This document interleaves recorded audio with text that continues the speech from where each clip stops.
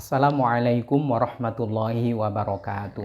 Bismillah, walhamdulillah, thumma salatu wassalamu ala rasulillah, habibina wa qudwatina Muhammad ibn Abdillah, wa ala alihi wa ashabihi wa mawala, wa man tabi'alah ila yaumil qiyamah.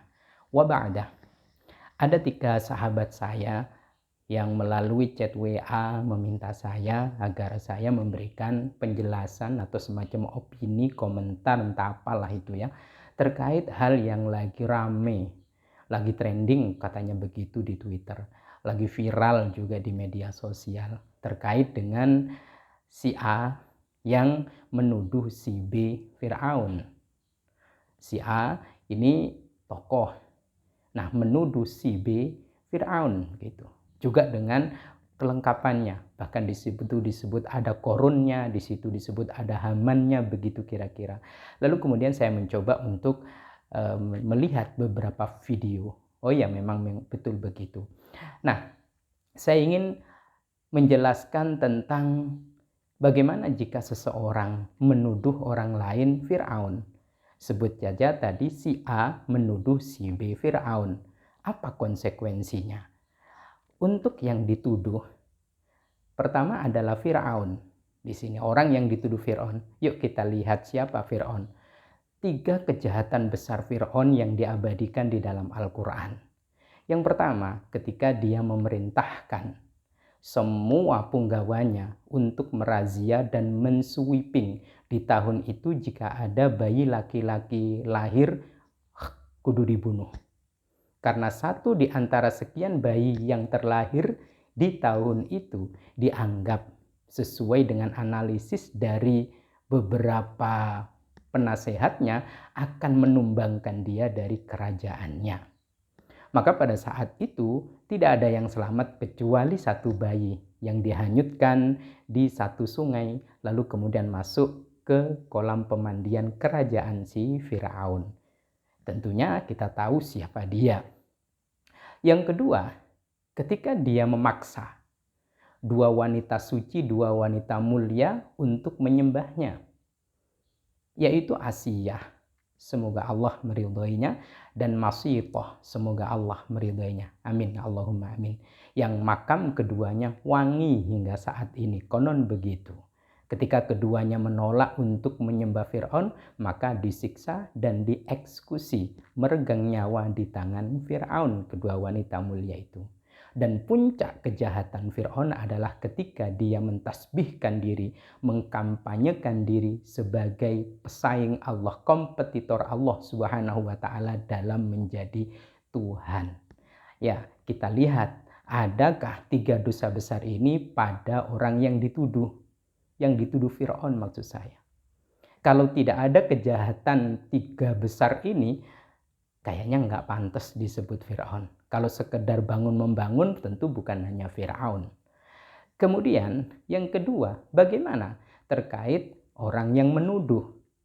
Orang yang menuduh pertama berarti dia memposisikan diri sebagai Musa kekinian. Kalau yang dituduh itu dianggap Firaun kekinian, berarti beliau atau dia menganggap dirinya adalah Musa kekinian. Konsekuensinya apa? Konsekuensinya adalah kalau dia tidak menyatakan dirinya Nabi setelah Nabi Muhammad, mudah-mudahan tidak sampai seperti itu. Kalau terjadi seperti itu ya fatal lah. Ya berarti dia sekedar menuduh tuduhan kosong saja. Bahwa seorang nabi itu punya sifat maksum, tidak punya keterplesetan ucap dalam berkata-kata, tidak ada keterplesetan tindakan dalam berbuat, karena maksum oleh Allah Subhanahu wa Ta'ala, dijaga dan terus dijaga, tidak melakukan dosa. Kita lihat yang nuduh apa seperti itu. Apakah maksum? Wallahu a'lam. Yang kedua, Allah Subhanahu wa Ta'ala tidak mengajarkan kepada Nabi Musa alaihi salam ketika mendakwahi Fir'aun kecuali untuk mendatangi. Idhab ila Fir'auna, begitu disebut di dalam surat Toha. Persisnya ada ayat yang lain ketika Nabi Musa didampingi Nabi Harun alaihissalam untuk mendakwahi Fir'aun di surat Toha ayat 43 jelas idhaba ila fir'auna Musa Harun datangi Fir'aun. Kalau memang Fir'aun itu salah, datangi. Artinya apa? Kalau beliau yang menuduh Fir'aun itu memang yang dituduh itu ada kesalahan, jangan ngomong di depan publik, datangi. Karena ayatnya mengatakan datangi. Karena sudah mentasbihkan diri sebagai Musa kekinian, harusnya meniru etika dan akhlak atau adab Musa.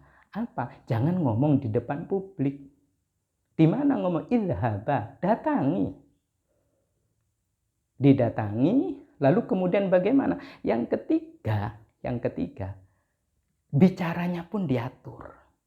Faqula lahu qaulan layyinan. Begitu datang di hadapan Fir'aun, Musa dan Harun, ngomonglah, bicaralah dengan kata-kata dan kalimat yang lembut. Qaulan layyinan, tidak dengan emosi, tidak dengan ekspresi yang nampaknya marah, tidak didorong oleh nafsunya. Faqula qaulan layyinan. Musa, Harun, berkatalah kepada Fir'aun itu dengan perkataan yang baik. Nah, kalau beliau yang menuduh seseorang sebagai Fir'aun kekinian, maka Musa kekiniannya ya si penuduh itu mestinya datang dan ngomong dengan lemah lembut. Karena apa? Tujuannya la'allahu yatadzakkaru au yakhsha. Mudah-mudahan dia sadar si Fir'aun itu. Dan dia punya rasa takut kepada Allah. Harapannya adalah Fir'aun sadar dan dia ada rasa takut kepada Allah. Tidak lagi membunuh seenaknya, tidak lagi menganiaya seenaknya, dan juga tidak ngaku-ngaku jadi pesaing Allah Subhanahu wa Ta'ala dalam bertuhan, saudaraku. Nah, kalau disampaikannya itu di depan publik, tidak mendatangi, saya kira jauh dari kata sadar dan juga memberikan efek rasa takut kepada Allah. Kenapa? Karena yang ngomong sudah tidak memakai adabnya Nabi Musa. Tidak datang, tidak ngomong dengan lembut. Ini kalau memang yang menuduh itu ngaku memposisikan diri sebagai Nabi Musa. Harusnya beradab seperti adabnya Nabi Musa. Harusnya maksum seperti Nabi Musa. Bagaimana?